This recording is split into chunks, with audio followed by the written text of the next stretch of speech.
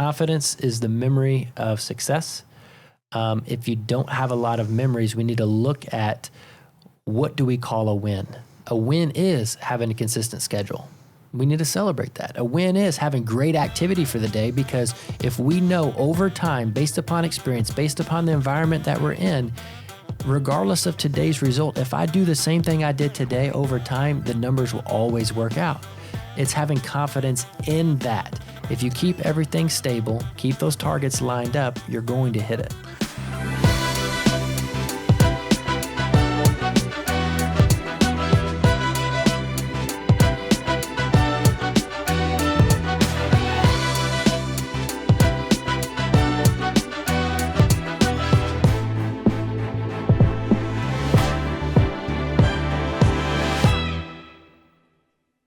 Hey guys, welcome back to another episode of the Life Insurance Academy podcast. I'm here rolling with my peeps, my homie, Zach McElwain. And guys, this episode... I love your shirt today, Chris. Twins. Did we just become best friends? Yep. That's right. So we are twins today, but we want to give you practical, tactical tools, tips, resources for you to be able to win. And what we're talking about today is... don't tell them. How do I do this? What we're talking about today is as a framework behind the idea of stop making things so difficult. So darn difficult. Why? I said the darn word. It's simple. Yeah. Keep it simple. Yep. But we'll talk about that a little more. So this is really addressing some of the front side issues and the emotions that are attached to it. That's really what it's about. Yeah. There's some of you overthinkers in the world, me. Right, yeah. I'm one of them for sure. This tends to happen for our personality types more than anything, where we over worry, over plan, over evaluate, but also try to overcorrect, over master everything we do, which can cause delays and issues and make things seem more complicated than they are. And this usually happens where you feel like you're burning a lead. And I know that feeling. You talk about it all the time, that fine china. Yes, right? Yes. I say that the lead is not fine china. It feels like it's fine china. Like I have to protect this and keep it in the... Be careful. Right. In the cupboard, or what do they call those things? China cabinet. China cabinet. But really it's Tupperware. You drop it, it bounces. It's not going to break.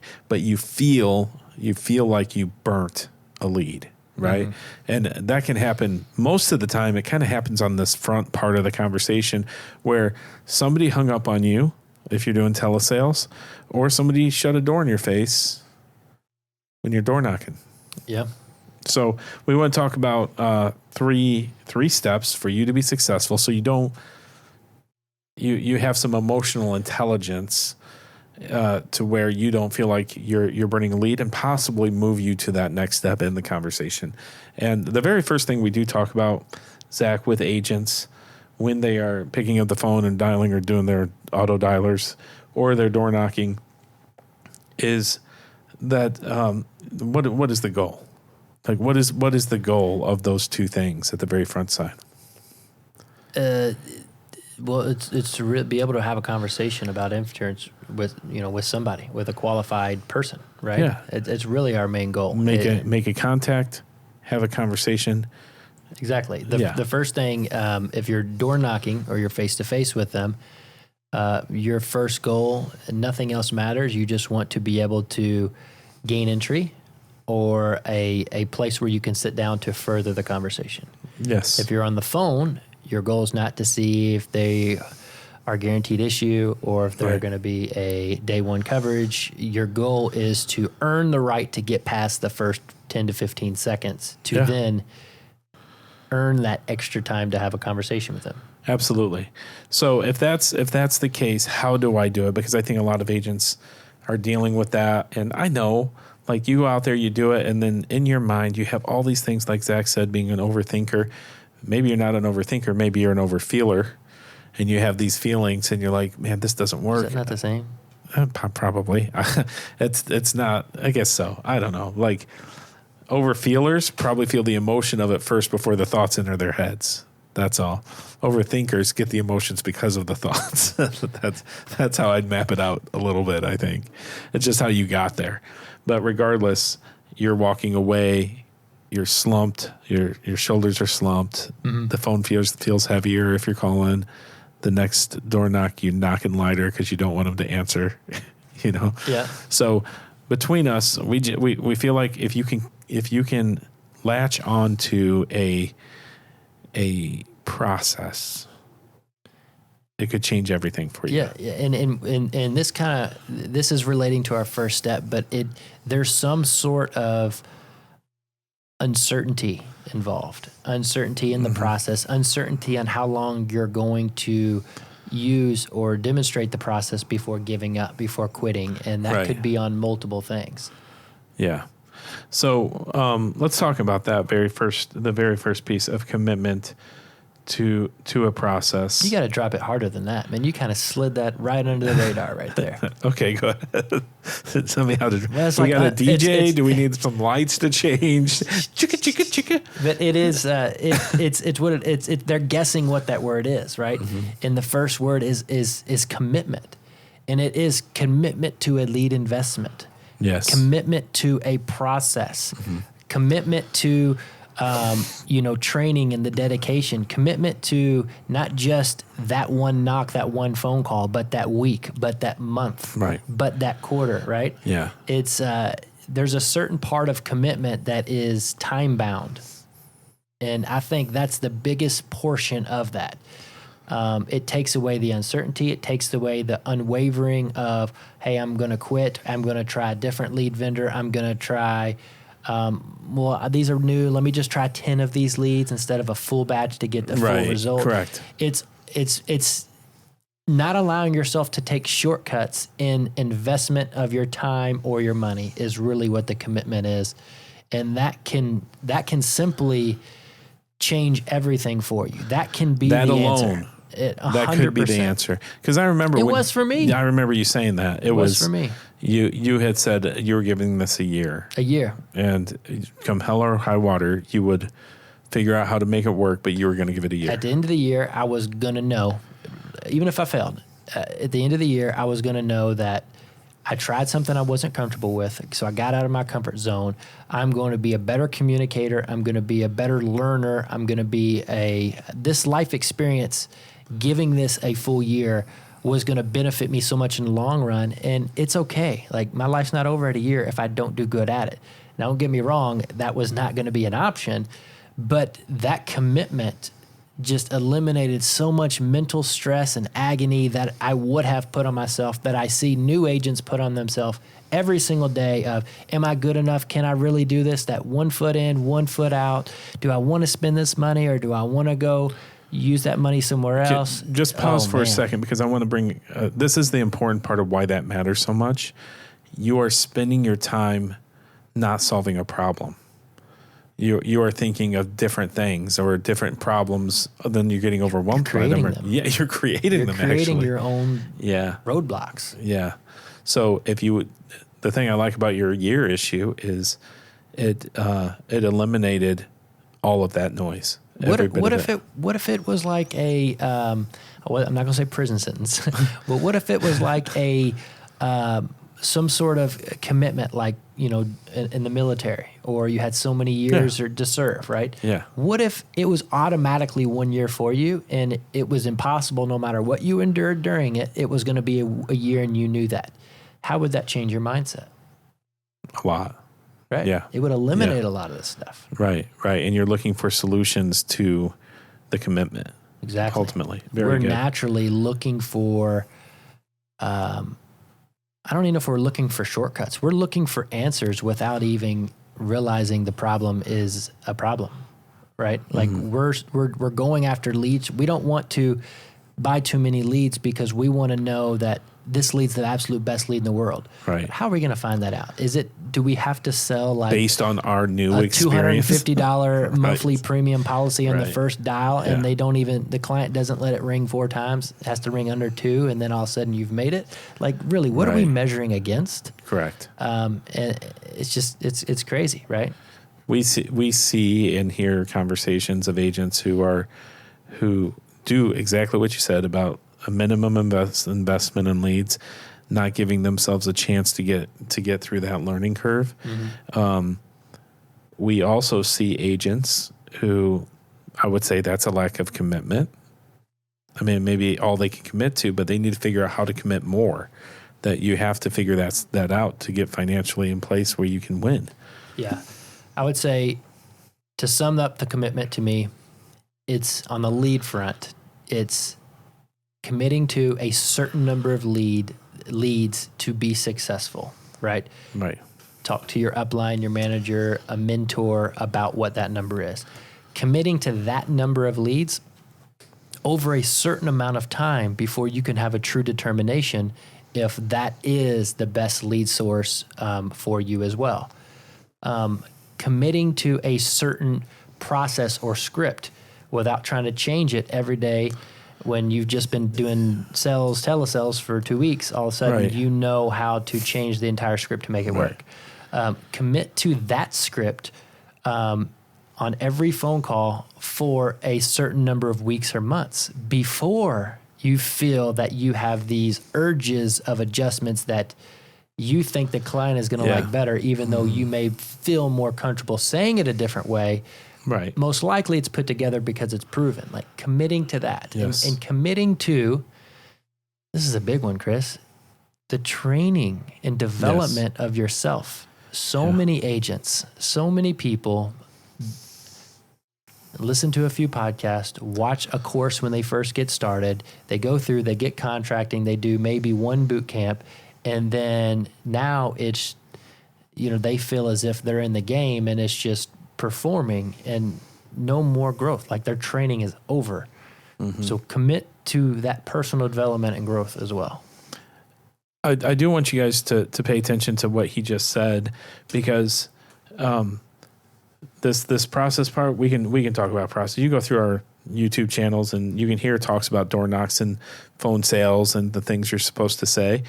But there is something about committing to training. Like we do have coaching and courses that we do every week. The courses are available 24/7. You can stay up in the middle of the night. One would say we're committed to them. What's that? Said one would say we're committed to them. We are committed to them, right? And like even this current series we're doing a series on good questions that continue the conversation. We're doing that. So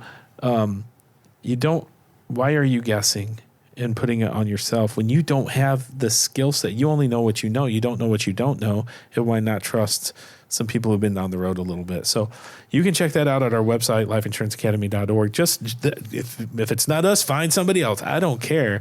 Just to commit to some training for you to win is key. So that commitment issue's big.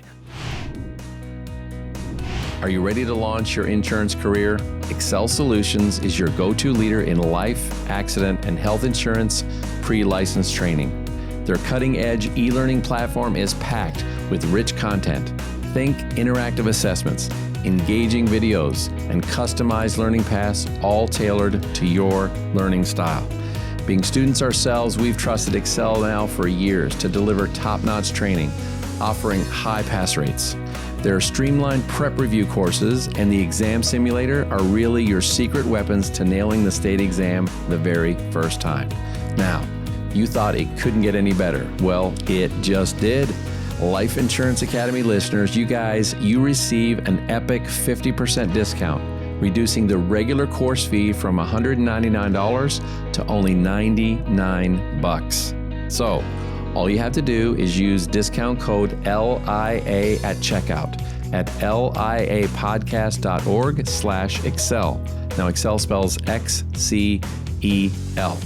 So don't think about it any longer.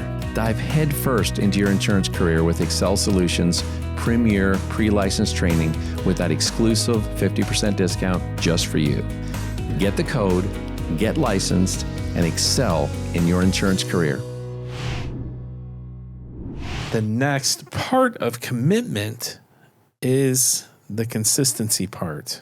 Yes. And that is the commitment is internal. You are committed to it, but the consistency is the proof. It's the doing. It's the doing. The decision and the doing. Yes. Yeah.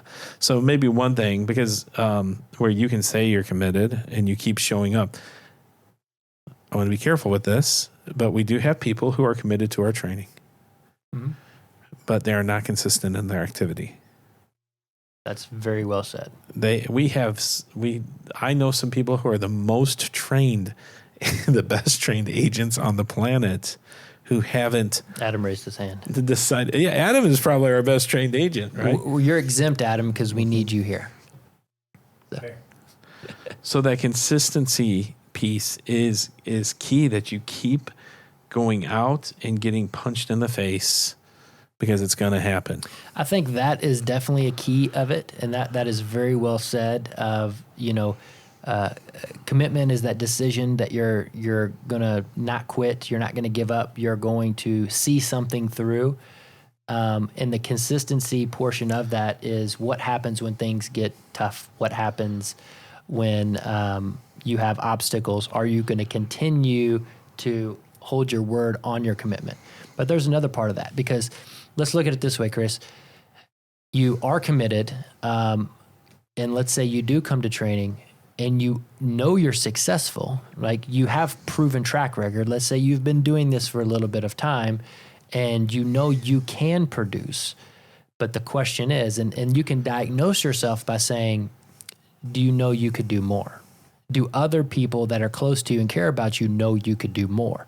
Most likely, one of the most elusive things that agents are training, even when they are up on their skis and going, is how do my numbers become more consistent? These are people that have, $5, $6, $8, $10, $15,000 weeks. And then the next week you don't hear anything from them. 2 weeks later, $10,000 week, and then you don't hear very much from them. And I get these questions quite often, and it's like, why is that? I have some type of confidence. I know I'm pretty good at this. I've practiced my craft. I take this seriously.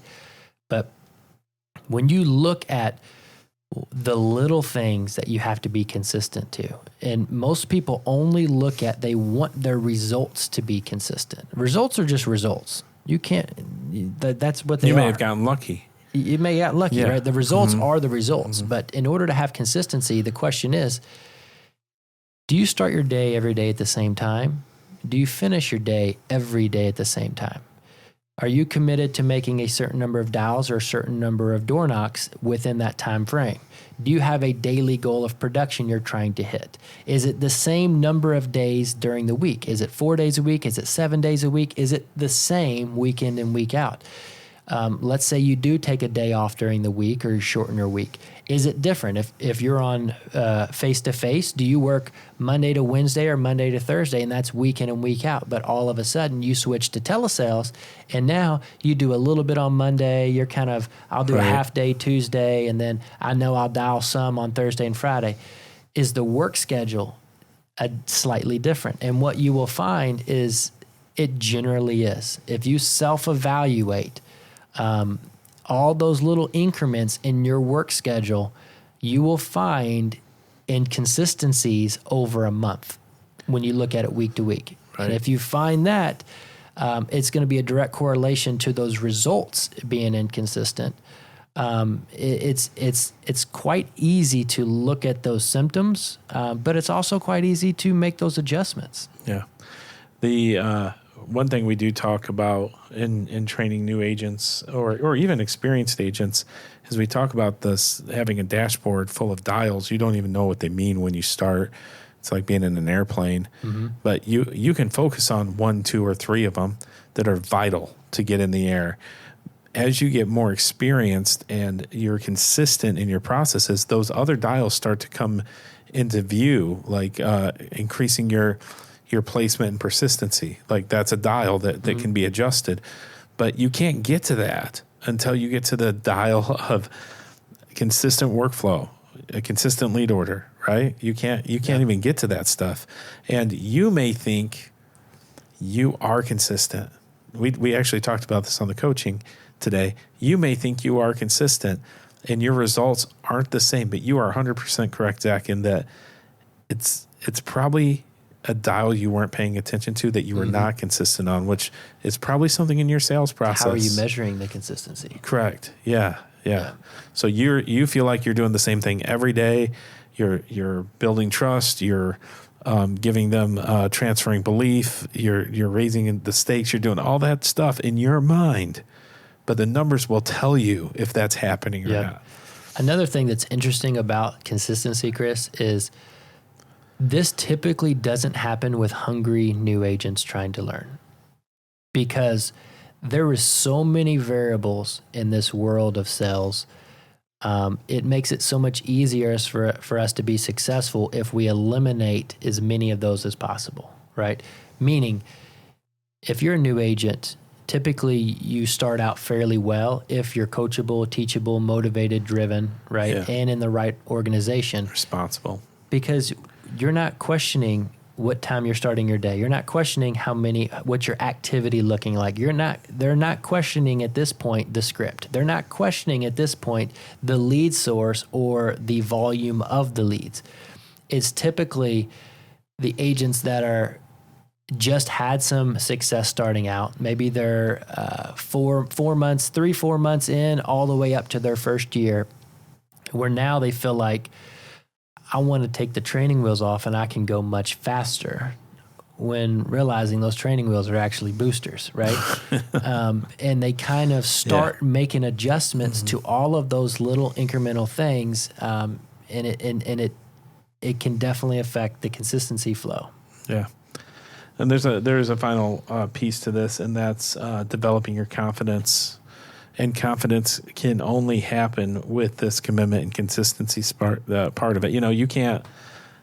Your car's puttering along, and you don't know if it's going to backfire or not. You're pressing down on the gas. You aren't confident that you can go through traffic. Like, that'd be a little scary if something were wrong with it. It's no different. A sports reference, muscle memory, right? Yeah. Like you could shoot 1,000 3-pointers. But all of a sudden, if you start lowering the goal 2 or 3 inches or raising it a foot, it will throw off that, and it will also throw off your confidence, right? The more things you can have consistent, the more things you can commit to over time, you're keeping your target in the same exact location, right? And you're keeping it at the same distance. It's going to be a lot easier to hit. Yeah. If we stay focused. Confidence is the memory of success. If you don't have a lot of memories, we need to look at, what do we call a win? I talk about this all the time. Like, a win doesn't necessarily have to be the result of an application being taken. And the reason being is we can do everything right, but if the policy just isn't a good fit or the right time for our client, that doesn't mean you did a bad job. It doesn't mean that Chris is a better benefits advisor than I am, right? So we have to look at what a win is. A win is having a consistent schedule. We need to celebrate that. A win is having great activity for the day, because if we know over time, based upon experience, based upon the environment that we're in, regardless of today's result, if I do the same thing I did today over time, the numbers will always work out.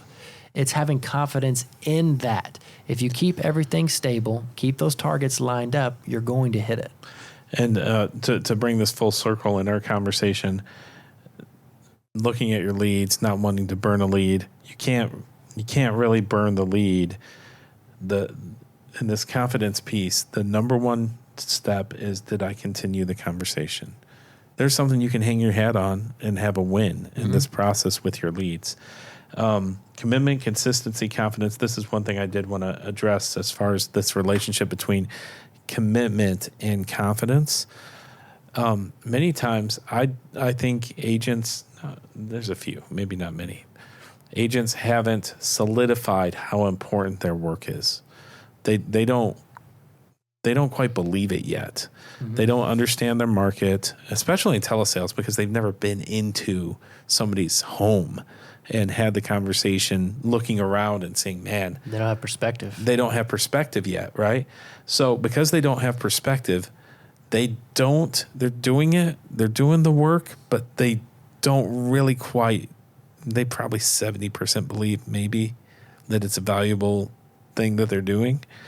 But the agents who have full confidence and holy moly, man, I know that Miss Jones, if she does not have this policy, Sandra and the grandkids are in trouble. That moves me in a different way. So if you're seeing that, man, I'm struggling with my confidence, look at your commitment. You may not be committed because you don't understand and you don't have perspective. It could be that simple for you. So That's belief, right? that's belief. Mm-hmm. Absolutely. Yeah. So if you feel this way, commitment to a process, to your leads, that starts here. I think Coach Burt says a commitment means cutting. That's the word. It means to cut. You're done with this and you're doing this now. Consistency in your action, doing it every day, starting at the same time, taking action, regardless of the result. Anything in life you do over and over again, you're going to get better. Yeah. So don't switch it up every day. Right. And then confidence, start to develop the confidence that you need to be able to continue the conversation, to move to a presentation, to raise the stakes, to present the options, and then ultimately help them solve their problem. So that's it for today. Thank you guys. We appreciate you. And again, check out our coaching and our courses. We do coaching every Thursday morning. Our courses have all of the door knocking. Everything you need to know about door knocking is in there. Everything you need to know about starting a conversation and telesales is in there. But we invite you to check that out at lifeinsuranceacademy.org and comment. We love the comments. We engage with the comments. You are our peeps. Maybe this is the podcast that you guys just needed to hear. Maybe you were overthinking it like sometimes I do, or overfeeling it sometimes like Chris does. But either way, if this is the one that kind of helps you settle your mind, it helps you to commit, it helps you to dive into that consistency, and you gained confidence from that, let us know. We want to hear those wins. We want to celebrate those wins with you. Even better, come on to our coaching call and let us know that it's made a difference. That would really be awesome. Absolutely. Thank you, guys. We will catch you on the next Life Insurance Academy podcast.